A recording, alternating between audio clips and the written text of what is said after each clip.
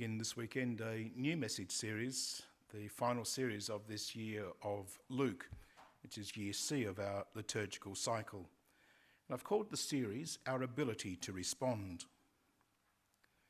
If we think back over the last few months, since Easter really, we've been listening to St. Luke's Gospel telling us how Jesus has set his face towards Jerusalem and has really spoken to the disciples very powerfully about what it means to be a disciple.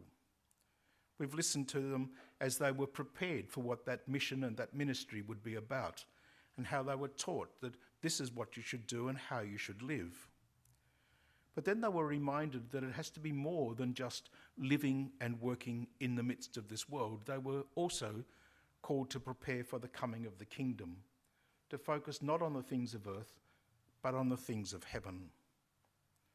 Another aspect of this challenge that was given to the disciples as they were listening was that they kept coming back to who was going to be the greatest in the kingdom. They knew they were preparing for the kingdom, but who was going to have power or have places of authority after Jesus had died? And the gospel continually reminds us that it's really about what not the reward for their commitment as a human experience, but what that reward would be like in eternal life. They were, and we are as well, reminded that living the life of a missionary disciple is not an easy path to follow. But when we think not about ourselves, but work for the good of all, then we're actually fulfilling God's command to love God and to love one another, and the reward will be immense. In our last series, we asked the question, what are you looking for? And we looked at the question, do we lose sight of what is important if we're looking outside the way of God? And twice we heard Jesus praise people for their faith.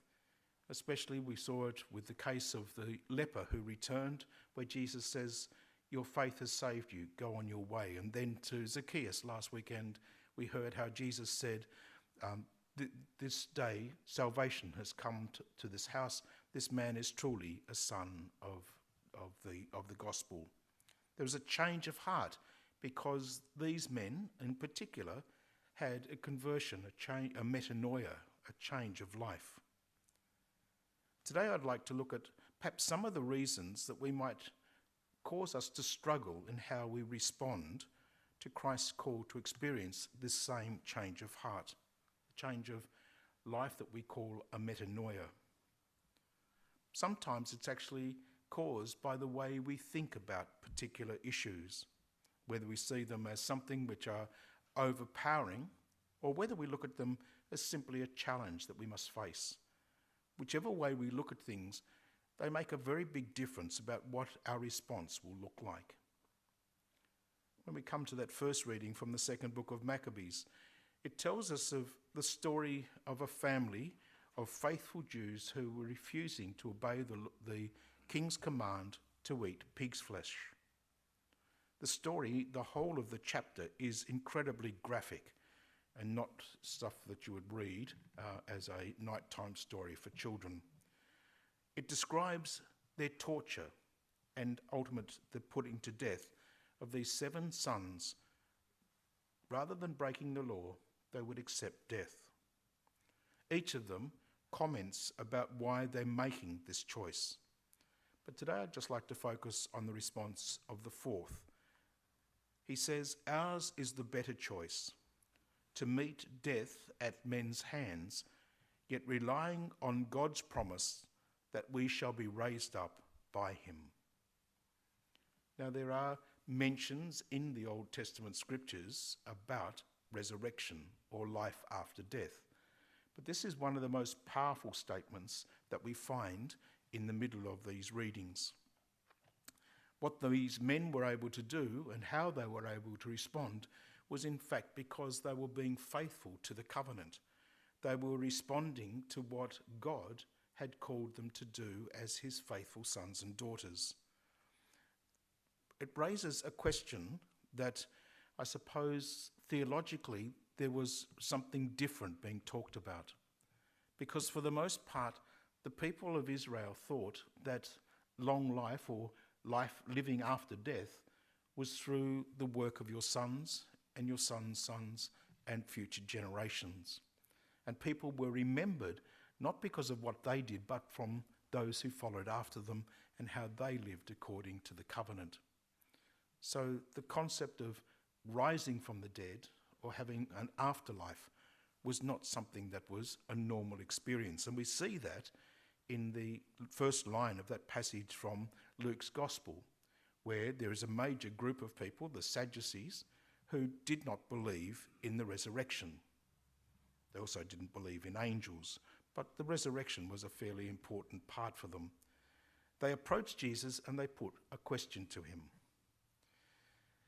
Now, in order for me to work on a message series, I sit down before the beginning of the new year, so I've really only got 3 weeks to do or 4 weeks to do it. But I sit down and look at the readings for the scriptures over the next 12 months. And I take notes about each of the reading so that I have a kind of a developing theme that sort of comes out of them. When I was preparing this series, I looked back and I looked at my notes for the gospel passage today, and I have to say it was a little bit naughty. I just said, resurrection rubbish, which is not to say the resurrection is rubbish, but the absurdity of the question that Luke presents. Some Sadducees, those who say there is no resurrection, then asked about what happens at the resurrection. It's almost the same kind of conversation that I might have with somebody who suggested that Collingwood is the best AFL team. I wouldn't bother. But anyway. But the situation that happens here is that the Pharisees and the Sadducees, and indeed any of the students of one of the rabbis, would have found this question, what happens if the people following the Mosaic law and this situation arose? They would absolutely love the question because it's a conundrum. How do you work out an answer? Their discussion would have been quite heated as different people gave different interpretations, and they would then wait for their rabbi to give an interpretation that they would then accept. But the discussion would go on for quite some time. And as I said, it would most likely be reasonably heated.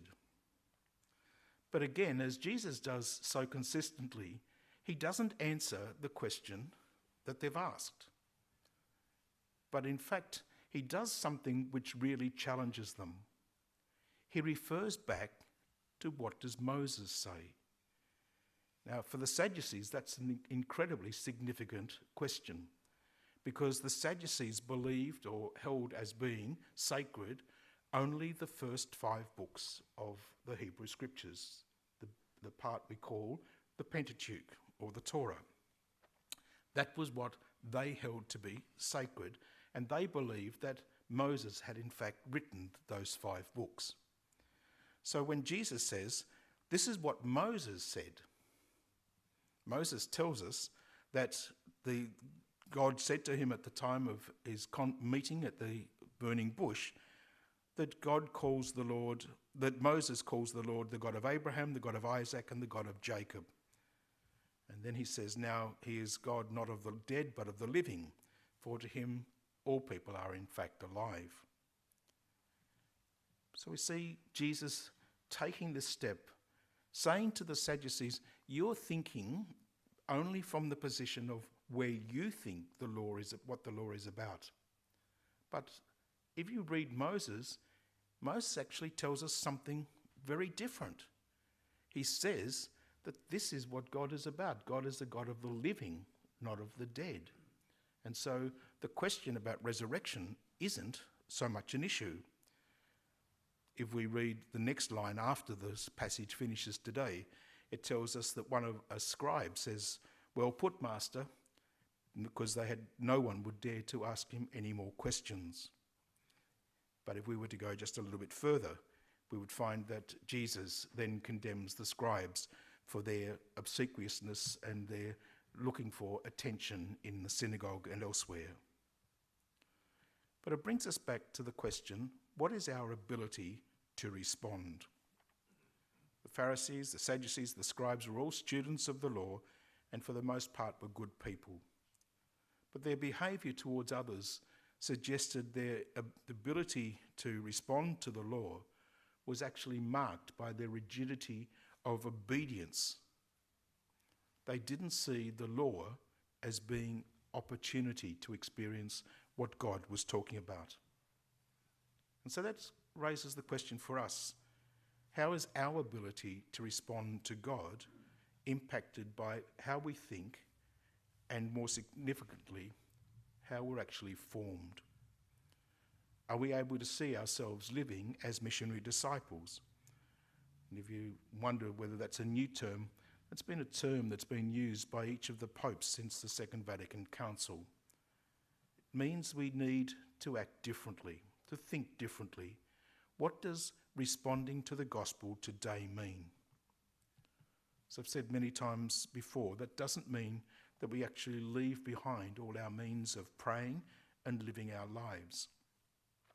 But it does invite us to spend time listening to God, both in our reading of the scriptures and also in our quiet time.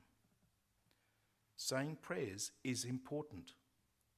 Listening to God is more important, because otherwise, as Paul says in the letter to the Corinthians, our words are simply like a gong booming or a cymbal clashing.